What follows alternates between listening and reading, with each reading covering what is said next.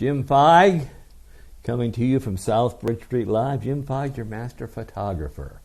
And I was digging through my shoebox the other day. It was Father's Day, and I wanted to dig out some photos of my father. And I found three very interesting photos that tell quite a story. Now, this first photo, my father standing next to this old automobile. This is my father, at age 20. The year was 1929. And that's when the stock market collapsed and ushered in the Great Depression of the 1930s. My father was single at the time. He was working for one of the local railroads, the L&N Railroad. He was living in Louisville, Kentucky.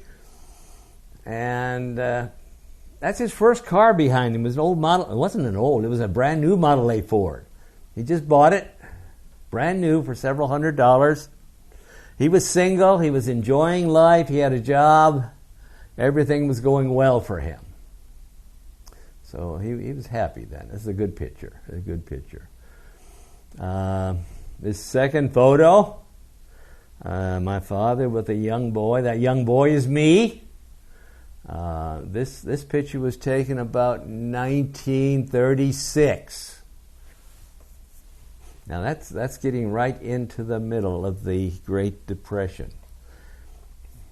My father was unemployed at the time. He had a wife and a young little child to feed. Many were unemployed during the Great Depression.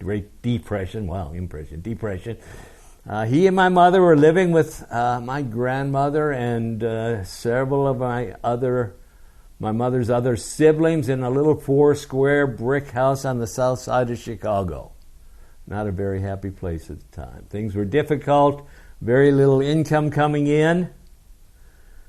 For a time, my father worked with the WPA, and that may not mean much to most of you younger people. That was a federally sponsored work project that made work for people who had no work to go to, and it worked well. But when I see this, I imagine my father, my mother, young couple in their early, mid-20s, eking out a living, living almost hand to mouth. I can remember my father coming in with a few coins, and they'd toss them on the table and count them out and try to see what they could pay with those. It was not a good time. Not a good time at all.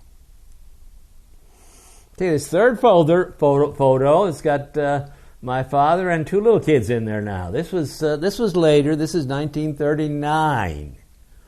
The two little kids are me and my middle brother. My father had a paying job now. He was working as an electrician. And he had enough money to buy a small little house in a suburb of Chicago. But that wasn't his dream. His dream was to own his own farm and be his own farmer. He wanted to be a farmer on his own farm, make his own living, not be indebted to anyone. So in 1946, he tried to make that dream a reality, and he sold the house and he bought an old 80-acre dirt farm in northern Indiana, moved his family there.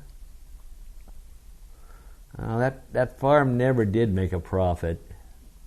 My father always had to work a second job just to keep the family in food and clothing. And he died at an early age of 54, and I always believe that he worked himself to death because he was trying to work too hard and provide for us. I sometimes wonder how things might have been different if my father hadn't tried to follow his dream and be a farmer, but I'm not going to discourage you from following your dream. Everyone needs to pick up on their dream and follow it. Follow your dream. That's important. But that's another topic for another time. Back to my father. I never did get to know him well. Not as well as I should have. And I truly regret that. It's not that we were at odds with one another. We didn't have any difficulties between us. It's just that we didn't know how to communicate with one another. And I'm sure that we both wanted to. It just seems that we didn't know how.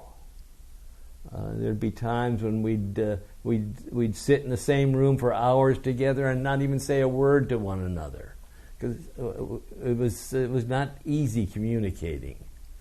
Even when I went off to the Air Force, we didn't know how to say goodbye. We weren't a huggy, touchy, feely family, so we didn't hug one another. And how do you say goodbye if you can't communicate? It was a problem. I never knew really as much about my father as I would like to have known. I never knew if he went to church in his younger years. I don't know if he ever liked any professional sports teams. And if he did, which ones they were. I never heard from him how he and my mother met.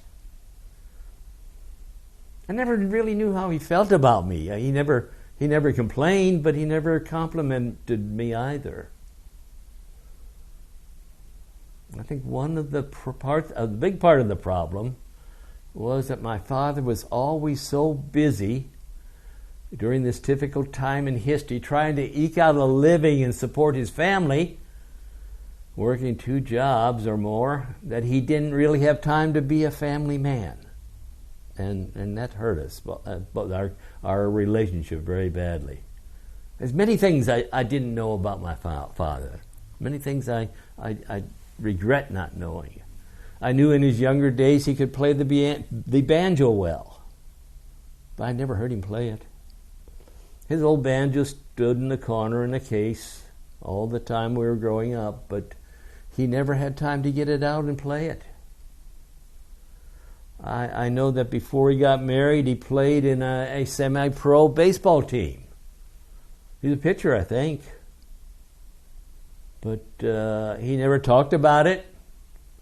A couple of times I saw his old uniform tucked down in the bottom of a cedar chest, but he never got it out. He never talked about it. He never showed it to us. He's just too busy. I know that he was a good student in high school, and I even have some of the old poetry books that he owned and put notes in. He was offered a scholarship to go to college, but when his mother found out about it, she decided, no, he's had enough book learning. Let him go out and do something worthwhile, was her attitude, so she didn't even bother telling him about it until later, when it was too late. Now, he taught himself to be an electrician just by reading and trying and doing. And I still have some of the tools he used in that trade back in the late 1930s. But gee, there's an awful lot I don't know about my father that I wish I did know. We both should have tried harder to communicate, but we didn't. He was too busy, and I wasn't sure how to go about it. So the result is that I have as much about my father that I will never know. Now, don't you make the same mistake. If you're a parent, make sure your kids know where you came from and what you did and how you got where you are today. I've done that. I've given my daughters a handwritten account of much of my life, at least up to the time where they were born. That's where I am now. I'm still writing on it. I've got several accounts to finish, and I'm working on it even as you hear me today. Now, if you're a child, a grown child, or even an adolescent, sit down with your parents. Whenever you get a chance, sit down, ask them questions. Lots of questions. Write down, record what you hear. Keep a record. And this is one of those things that you just don't put off until that someday when you've got enough time. This is something you do now. You do it today because you don't know when that situation, your opportunities might end. So get out there, communicate with your parents, communicate with your children. Do it today and let them know where you're coming from. It's Jim Feig coming from South Bridge Street Live with your thought for today. Thank you.